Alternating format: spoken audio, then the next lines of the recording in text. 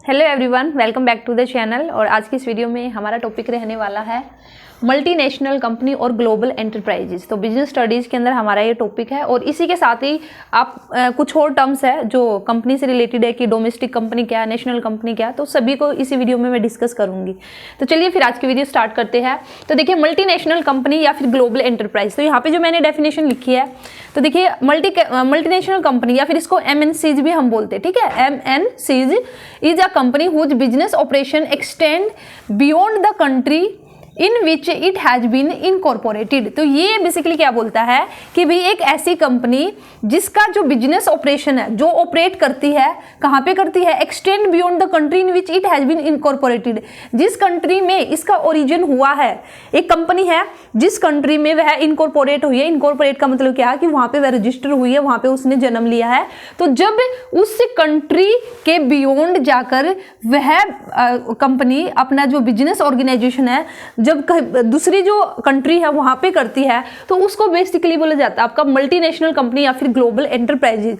तो मल्टी से आप यहाँ पे देख सकते हो, मल्टी मीन्स ज्यादा, नेशनल मीन्स भाई नेशन। जब कोई कंपनी दो या दो से ज्यादा या एक से ज्यादा, ठीक है, एक से ज्यादा कंट्री के अंदर अपना बिजनेस करती है, तो उसको बेसिकली हम क्या बोलते हैं, मल्टीनेशनल कंपनी या फिर ग्लोबल एंटरप्राइज। वैसे इन दोनों में भी आपका हल्का सा डिफरेंस है, वो मैं आपको बताऊंगी इसी वीडियो में, ठीक है। लेकिन अभी के लिए हम बोल सकते हैं कि भाई इन्हीं को हम क्या बोलते हैं, मल्टीनेशनल, इन्हीं को हम क्या बोलते हैं, ग्लोबल एंटरप्राइजेज। तो यहाँ पे देखिए, यहाँ पे मैंने एग्जाम्पल लिया है पेप्सी एंड कोक का। तो देखिए, पेप्सी और जो कोका कोला कंपनी है, ये जो आपकी इनकॉर्पोरेटेड हुई है, ये आपकी यूएसए के अंदर इनकॉर्पोरेटेड हुई है, ठीक है, मीन्स रजिस्टर्ड है, यूएसए की ये कंपनी है। हम ये कहेंगे इसकी जो होम कंट्री है वो क्या है, यूएसए है। लेकिन क्या ये कंपनी जो पेप्सी और कोका कोला है, जो ये आपको सिर्फ यूएसए में देखने को मिलती है? इंडिया में, श्रीलंका, बांग्लादेश, नेपाल, आप कहीं भी चले जाओ तो ऑलमोस्ट मोस्टली सभी कंट्री के अंदर आप इसके प्रोडक्ट देख सकते हो, पेप्सी और कोक आपको मिल जाएगी। तो बेसिकली ये हमारी कौन सी कंपनी कहलाएगी, ये हमारी कहलाएगी मल्टीनेशनल कंपनी। आपके और भी बहुत सारे एग्जांपल है, जैसे एप्पल की कंपनी है, ठीक है, एप्पल है जैसे, तो ये भी हमारी क्या है, ये सारी की सारी क्या है, मल्टीनेशनल या फिर ग्लोबल एंटरप्राइजेज। तो अब हम बात करेंगे डोमेस्टिक कंपनी की इसी के साथ ही। तो डोमेस्टिक का मतलब क्या है भी आप सभी को पता है, विद इन कंट्री और home country. Domestic company means a company which conducts it's affairs in home country, ठीक है, जो अपनी होम कंट्री में रह के ही ऑपरेट करती है अपना जो बिजनेस है, ठीक है, बिजनेस ऑपरेशन अपना जो बिजनेस करती है विद इन अ कंट्री, तो उसको हम बेसिकली क्या बोलते हैं, डोमेस्टिक कंपनी हम उसको बोलते हैं। नेक्स्ट है हमारा फॉरेन कंपनी। तो फॉरेन कंपनी का मतलब क्या है, वह company which is incorporated outside the India. तो अगर हम बात करते हैं इंडिया में, अगर मैं बात करूंगी तो हम फॉरेन कंपनी किसको बोलेंगे, कोई भी यूएसए की कंपनी है वो फॉरेन कंपनी है, जापान की कंपनी है वो फॉरेन कंपनी है, चाइना की कंपनी है वो भी फॉरेन कंपनी है। तो यहाँ पे कहने का मतलब है कोई भी ऐसी कंपनी जो आउटसाइड इंडिया इनकॉर्पोरेटेड है, ठीक है, आउटसाइड इंडिया जो रजिस्टर्ड है, तो उसको हम बेसिकली क्या बोलेंगे, फॉरेन कंपनी उसको कहा जाएगा। नेक्स्ट आपका नेशनल कंपनी। तो नेशनल कंपनी बेसिकली जो डोमेस्टिक कंपनी है ना, ये आपकी सारी की सारी क्या है, नेशनल कंपनी है। तो नेशनल कंपनी का मतलब भी क्या है, जो एक नेशन के अंदर जो एक कंपनी रहेगी जो ऑपरेट करेगी, बेसिकली यहाँ पे जो कस्टमर बेस रहेगा वो उसके नेशन के अंदर जो कस्टमर है तो वही उनका बेस रहेगा। एक नेशन के अंदर आपके अलग अलग स्टेट है, तो भी महाराष्ट्र में भी हमें प्रोवाइड कराने हैं प्रोडक्ट, हमें यूपी में भी, हरियाणा में भी, ठीक है, तो जो भी हमारे जितने भी स्टेट है, तो कहने का मतलब क्या है, नेशनल कंपनी का क्या मतलब है कि वहाँ का जो कस्टमर बेस क्या है, अक्रॉस अ नेशन, मीन्स वो नेशनल लेवल पर ही जो आपकी कंपनी है वो ऑपरेट करेगी। तो बेसिकली डोमेस्टिक कंपनी को भी हम क्या बोल सकते हैं, नेशनल कंपनी। तो नेशनल कंपनी आपकी डोमेस्टिक कंपनी है। इसी के साथ ही नेक्स्ट आपका इंटरनेशनल कंपनी। तो international companies are those companies, या हम बोल सकते हैं international companies are importer and exporters, they have no investment outside of their home country. तो यहाँ पे बेसिकली क्या बोला, कोई भी कंपनी है जो क्या करती है, अगर वो एक्सपोर्ट कर रही है या फिर वो इंपोर्ट करती है, तो उसको हम क्या बोलेंगे, इंटरनेशनल कंपनी। लेकिन यहाँ पे जो आपको जो ध्यान में रखना है, they have no investment outside of their home country. तो जिनकी जो भी कंपनी है उसने जो उसकी होम कंट्री है ना, तो होम कंट्री से बाहर कोई भी इन्वेस्टमेंट नहीं कर रखी है, ठीक है, अपनी कंट्री में ही उन्होंने इन्वेस्टमेंट कर रखी। जस्ट वे क्या करती है, या तो इंपोर्ट करेगी या एक्सपोर्ट करेगी, इन्वेस्टमेंट उनकी आउटसाइड द होम कंट्री नहीं होगी, तो उसको हम बेसिकली क्या बोलेंगे, इंटरनेशनल कंपनी।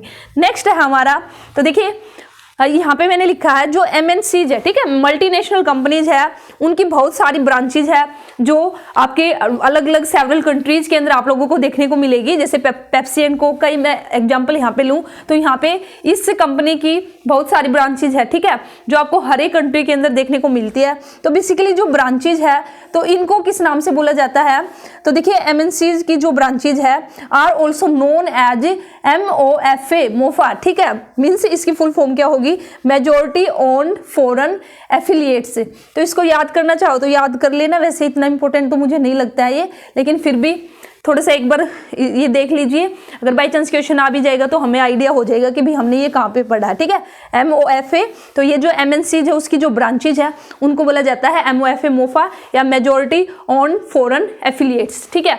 उसके बाद नेक्स्ट है, देखिए मैंने यहाँ पे फिर से MNCs और ग्लोबल कंपनी लिखा है, क्यों, क्योंकि मैं यहाँ पे आपको डिफरेंस बताऊंगी कि भाई बोलने को हम बोल देते हैं कि भाई जो MNC जो वही हमारी ग्लोबल कंपनी है, जो डेफिनेशन है डेफिनेशन हम सेम बोल देते हैं, लेकिन जो छोटा सा डिफरेंस है वो क्या है, तो यहाँ पे पहले मैं डिफरेंस ही आपको बता देती हूँ।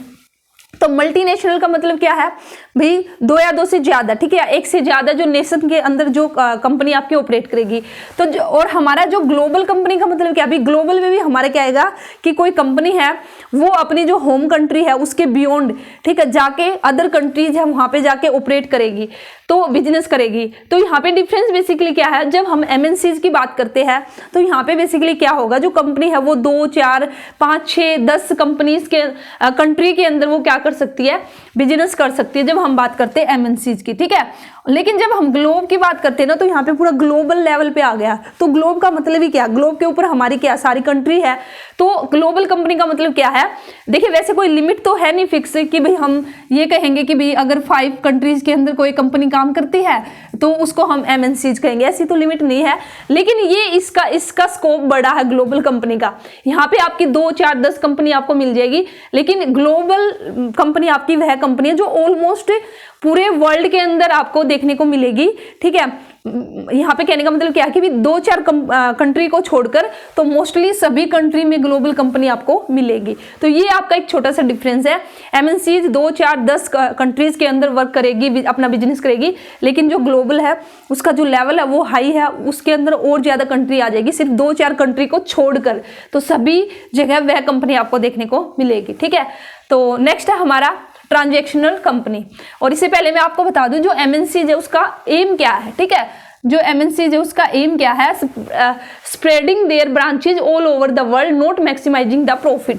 तो इसका जो एम है, जो मल्टीनेशनल कंपनी है, तो प्रॉफिट अर्न करना एम नहीं है। बेसिकली जो मेन एम क्या है कि भाई ऑल ओवर द वर्ल्ड वे अपनी जो ब्रांचेज है उसको फैलाना। और देखिए अगर ऑल ओवर द वर्ल्ड अगर उनकी ब्रांचेज होगी तो प्रॉफिट तो अपने आप ही हो जाएगा। तो लेकिन फिर भी यहाँ पे बेसिकली जो मेन पर्पज है भी जितना हो सके ना उतना अपना प्रचार करना, उतना अपनी ब्रांचेज है उसको all over the world spread करना, ये बेसिकली किसका एम है, MNCs का, ठीक है। अब हम बात करेंगे, ये भी आपका इंपॉर्टेंट है, ट्रांजैक्शनल कंपनी। तो देखिए ट्रांजैक्शनल कंपनी हमारी कौन सी है, transactional companies are the much more complex organization. तो जो हमने बात की MNCs की और ग्लोबल की, तो ये आगे जाके जो ट्रांजैक्शनल कॉन्सेप्ट आया ये इनसे भी ज्यादा कॉम्प्लेक्स है, इनसे भी ऊपर जाके आपकी ये कंपनी जा जाएगी, ठीक है। तो कैसे, they have investment in the foreign nation, have a central corporate facility, but give, यहाँ पे इंपॉर्टेंट है, but give the decision making research and development, R&D means research and development and marketing powers to each individual foreign market. तो देखिए ये समझाने से पहले आप ध्यान से सुनना, MNCs है, ग्लोबल हमारी कंपनी है या हमारी MNCs है, तो उसमें बेसिकली क्या है, जो ट्रांजैक्शनल कंपनी है ये भी हमारी सेम यही है जो हमारी MNCs और ग्लोबल है। लेकिन डिफरेंस क्या है, इसमें हमारा डिफरेंस क्या है, यहाँ पे जो बेसिकली MNCs और ग्लोबल है, यहाँ पे जो कंट्रोल रहता है ना वो हेडक्वार्टर जहाँ पे होगा, और हेडक्वार्टर कहाँ पे मिलेगा, होम कंट्री में। मीन्स जिस कंट्री के अंदर वह कंपनी इनकॉर्पोरेट हुई है वो उसकी हो गई होम कंट्री में होगा हमारा हेडक्वार्टर। तो जो सारा का सारा कंट्रोल रहता है ना MNCs और ग्लोबल में, वो हेडक्वार्टर के पास कंट्रोल रहेगा, ठीक है। लेकिन ट्रांजैक्शनल कंपनी हमारी एक ऐसी कंपनी है जहाँ पे जो कंट्रोल है ना वो हेडक्वार्टर अपने पास कंट्रोल नहीं रखता, वो जितनी भी इंडिविजुअल ब्रांचेज है, जहाँ पे भी ब्रांचेज है जिस भी कंट्री में है, तो उनको भी वो डिसीजन मेकिंग, ठीक है, उनको क्या देता है कि भी वे खुद से डिसीजन ले, कुछ भी रिसर्च एंड डेवलपमेंट करना है तो हर एक जो इंडिविजुअल फॉरेन मार्केट है वे अपने आप में खुद से क्या लेंगे, डिसीजन लेंगे। तो यहाँ पे जो कंट्रोल है बेसिकली हेड जो रहेगा, हेड क्वार्टर या जो होम कंट्री है वहाँ पे इतना वो अपने पास से बिल्कुल कंट्रोल करके नहीं रखता कि भी सारे के सारे डिसीजन मैं ही लूंगा, और जैसे होम कंट्री हेड क्वार्टर में बोला जाएगा, होम कंट्री में बोला जाएगा, वैसे ही किया जाएगा। तो बेसिकली यहाँ पे जो सेंट्रलाइजेशन ऑफ कंट्रोल है ना वो नहीं होगा, हम यहाँ पे बोल सकते हैं डिसेंट्रलाइजेशन ऑफ कंट्रोल हो जाएगा।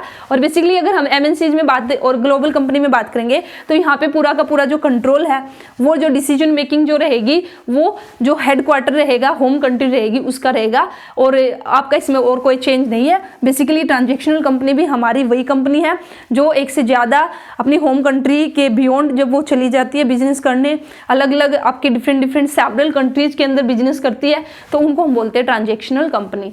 तो उम्मीद करती हूँ कि आपको ये डिफरेंस है इससे आइडिया हो चुका होगा, ठीक है। तो जैसे ये आपका सबसे छोटे लेवल पे आ जाएगा एमएनसी, उसके बाद आपका ग्लोबल कंपनी आ जाएगा, और उसके बाद आपका ट्रांजैक्शनल कंपनी आ जाएगा। तो ऐसे भी आप इसको याद रख सकते हो, ठीक है। या फिर जैसे इंटरनेशनल, सबसे छोटे लेवल पे इंटरनेशनल, उसके बाद एमएनसी, फिर ग्लोबल, फिर ट्रांजैक्शनल। तो कई बार ऐसे क्वेश्चन भी बन सकता है कि अरेंज कीजिए इस ऑर्डर में जैसे मैंने आपको बताया।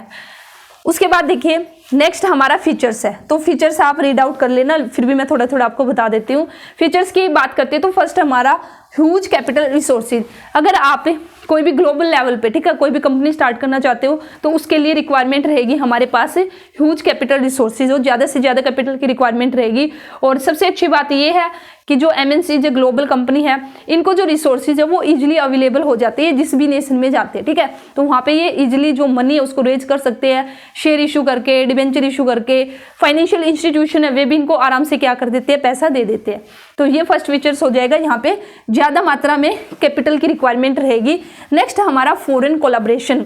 तो बेसिकली जो एमएनसीज रहेंगी ये क्या करती है, जिस भी नेशन में जाएगी तो वहाँ पे अगर कोई भी पब्लिक सेक्टर कंपनी है, प्राइवेट सेक्टर कंपनी है, तो उनके साथ कोलैबोरेशन करके रखती है, ठीक है। और इस तरह से यहाँ पे बेसिकली हमारा सेकंड फीचर हो जाएगा कि भी ये फॉरेन कोलैबोरेशन यहाँ पे रहेगा, क्योंकि यहाँ पे जो आपस में ना, ठीक है, जब भी बिजनेस ये करेंगे, जो एमएनसी जाएगी तो जो भी नेशन की जो भी कंट्री रहेगी, पब्लिक सेक्टर है या फिर प्राइवेट है, तो एक दूसरे की हेल्प करते हैं। क्यों? बेसिकली इनके पास क्या है, एडवांस टेक्नोलॉजी है, ठीक है। जो एमएनसीज है इनके पास क्या है, एडवांस टेक्नोलॉजी है, और उसके बेस पर ये न्यू प्रोडक्ट है और न्यू आपका जो प्रोडक्ट इनोवेशन है ये सब हमारा देखने को मिलता है। इसी के साथ ही expansion of the market territory, ठीक है। तो ये अपनी जो मार्केट है उसको भी इजिली एक्सपेंड करती है, क्योंकि यहाँ पे मैंने आपको बताया एमएनसीज का बेसिक एम क्या है कि जो उनकी ब्रांचेज है उसको all over the world spread करना। तो ये इजीली क्या कर पाती है, एक्सपेंशन कर पाती है, ठीक है। उसके बाद मार्केटिंग स्ट्रेटजी, तो जो इनकी मार्केटिंग स्ट्रेटजी रहेगी यहाँ पे ना सभी का फीचर्स है, ये कोई स्पेशल एमएनसीज का नहीं है, तो ऑलमोस्ट सभी के फीचर्स आ जाएंगे जब हम एक लार्ज लेवल पर बात करते हैं, एक बड़े लेवल पर। तो यहाँ पे मार्केटिंग स्ट्रेटजी इनकी एक एग्रेसिव मार्केटिंग स्ट्रेटजी ये लेके आते हैं, ठीक है। इसी के साथ ही सेंट्रलाइज द कंट्रोल। तो बेसिकली इस फीचर्स का मतलब ये है कि भाई जो भी हमारी एमएनसीज वगैरह है यहाँ पे जो कंट्रोल है ना वो सेंट्रलाइज रहेगा। सेंट्रलाइज कैसे रहेगा कि जो मेन कंट्रोल है ना, डिसीजन मेकिंग जो पावर है वो जो होम कंट्री रहेगी, जो हेडक्वार्टर रहेगा उसी के पास आपका कंट्रोल रहेगा, चाहे हम कितनी ही हमारी ब्रांचेज हो सेवरल कंट्रीज के अंदर, लेकिन जो कंट्रोल है वो क्या रहेगा, सेंट्रलाइज्ड रहेगा। तो ये थे आपके फीचर्स, एमएनसीज के आपके फीचर्स, ठीक है। तो ये था आज की वीडियो में जिसमें मैंने आपको बताया कि भी एमएनसीज ग्लोबल एंटरप्राइज का मीनिंग क्या है। इसी के साथ ही कुछ और टर्म्स थी उनको भी हमने डिस्कस किया है। आई होप आप लोगों को समझ में आया होगा। तो कमेंट सेक्शन में बताना कि भाई आपको समझ आया या फिर नहीं आया, और वीडियो अच्छी लगी तो वीडियो को लाइक करना। तो चलिए फिर मिलते हैं नेक्स्ट वीडियो में न्यू टॉपिक के साथ।